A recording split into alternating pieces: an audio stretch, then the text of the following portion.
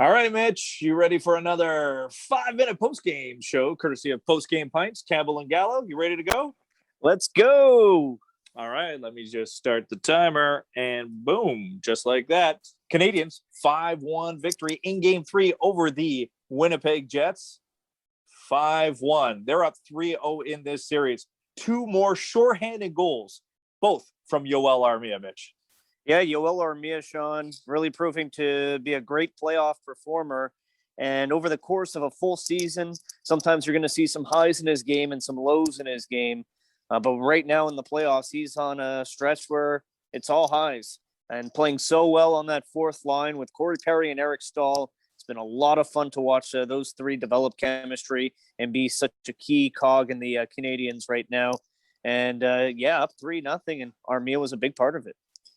Mitch, you remember I stressed with you numerous times about chemistry.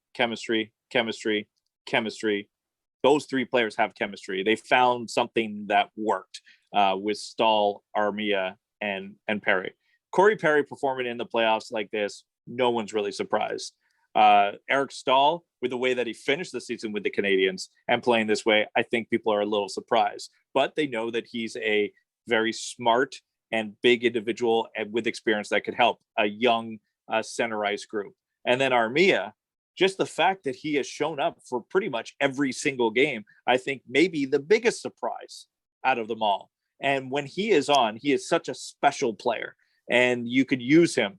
Sometimes they use him in power play, but you could use him on that penalty kill. And he's so dangerous out there. And he's got those long strides, and he just separates himself, and he separates people from the puck all the time with ease. He has been outstanding on that line. Mitch, just quickly on Arturi Lehkonen with the work that he's doing in replacement of Jake Evans since he got hurt next to Danault and Gallagher. Well, after Evans went down, it's been a seamless transition from Evans to Lehkonen in that spot in the lineup. And Evans is a guy who's going to Lehkonen's a guy who's going to, like Evans, work very hard. He's going to forecheck with tenacity. He's been able to chip in a goal in the game tonight, which helps as well. But look where that goal comes from, right in front of the net when there was a mad scramble and everybody is hacking and whacking and trying to either clear the puck or put it towards Hellebuck, and he finds a way to score. Lehkonen has been a smart player his whole career, Sean, and a hard-working player his whole career.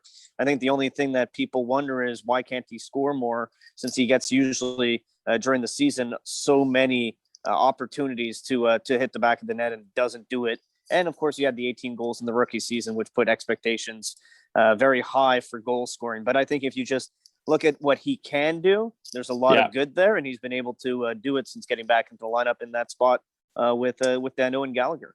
Yeah, the playoff formula is very easy. You work hard and you defend well, you're going to be in the lineup. And if you produce offensively along the way, it's a bonus. But the Canadians' big win looked good. Winnipeg didn't look great. But the Canadians walk out of this game with an injury to a very important person. Yes, they're in control of the series 3-0, but Jeff Petrie, be it a finger, a hand, a wrist, who knows? That's what the speculation is. It's an upper body injury for Jeff Petrie. If he misses any time, even if it's a game 4, I think that loss is irreplaceable right now.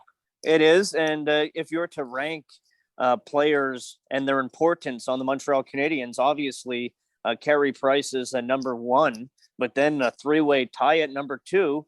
Likely it's Suzuki, Danault, and Petrie. And Petrie, the most important guy on that blue line. We know the type of minutes he logs. He's their best puck transporter. And a big reason why the Canadians have been good in the playoffs is they're poor on defense. Playoffs, Edmondson, Sherratt, and Weber on this winning streak. All 4 have been good. And now if you have to remove Petrie from that mix, it's gonna hurt the Canadians big time.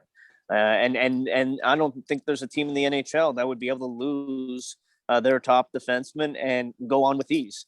The Canadians, it's going to have to be next man up. And if Petrie can't go in game 4, you just got to hope that the Canadians can end the series in game 4. And maybe he could get healthy before the start of the next series. And here's the thing: the Canadiens' power play has started to click late in that series against Toronto, and it gets another power play goal tonight. And I know that Petrie wasn't on the ice, but he's part of that penalty kill group too. He's a big part of the penalty group too, so that hurts the special teams. We got 5 seconds left on this. Carey Price, ho hum. Well, he's great, but didn't need to be great tonight. Winnipeg stunk. That's it for us on the 5-minute postgame show, courtesy of Postgame Pints. It's time for us to go home and have our LaBrosse beers.